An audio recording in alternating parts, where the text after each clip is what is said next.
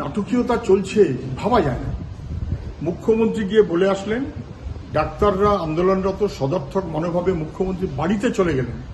মুখ্যমন্ত্রী বাড়িতে নেমন্তন্ন করে তাদের সঙ্গে আলোচনা করলেন না, বরং ঘাট ধাক্কা দেওয়ার কথা পারলে প্রায় তার সঙ্গী সাথীরা বলে দিলেন।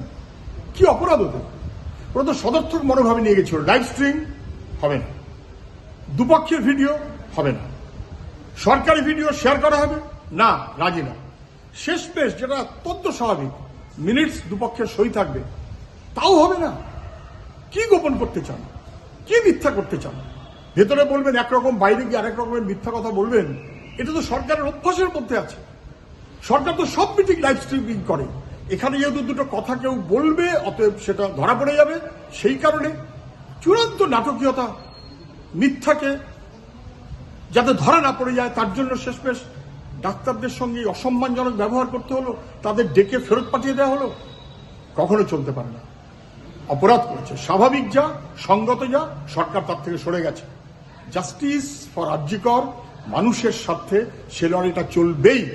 সরকারের অপরাধ ক্রমশ স্পষ্ট হচ্ছে, ধামাচাপা দেওয়ার চেষ্টা করেছে, ধরা পড়ে যাচ্ছে। সিবিআই শেষমেশ আরজি করের ঘটনায় সন্দীপ ঘোষকে গ্রেপ্তার করেছে। টালা থানার ওসি যিনি ছিলেন তাকেও গ্রেপ্তার করেছে, যিনি নাকি বিভিন্ন হাসপাতালে ঘুরে বেড়াচ্ছিলেন তাকেও গ্রেপ্তার করেছে।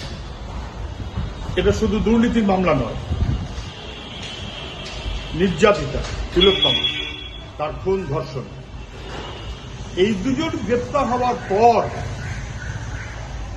আর কি কোনো আটকাবার মতো সুযোগ থাকে? স্বাস্থ্য সচিবকে পদে রেখে দেওয়ার কোনো যোগ্যতা থাকে কারণ? স্বাস্থ্য সচিবকে অবশ্যই খারিজ করতে হবে। টালা থানার ওসি গ্রেপ্তার হয়েছে, পুলিশ কমিশনারকে অবিলম্বে খারিজ করতে হবে। পুলিশ কমিশনারকে শপথে রেখে, স্বাস্থ্য সচিবকে শপথে রেখে আসলে অপরাধীদের প্রশ্রয় দেওয়ার চেষ্টা করেছেন মুখ্যমন্ত্রী। সিবিআই এর হাতে গ্রেপ্তার হওয়ার পর আর কোনো ওজোর আপত্তি চলে না। পুলিশ কমিশনার এবং স্বাস্থ্য সচিবকে অবিলম্বে খারিজ করতে হবে, না হলে মানুষের বিক্ষোভ আরো বাড়বে। সব খবর সবার আগে পেতে আমাদের চ্যানেলটি সাবস্ক্রাইব করুন এবং পাশে থাকা বেল আইকনটিতে ক্লিক করুন, লাইক ও শেয়ার করুন।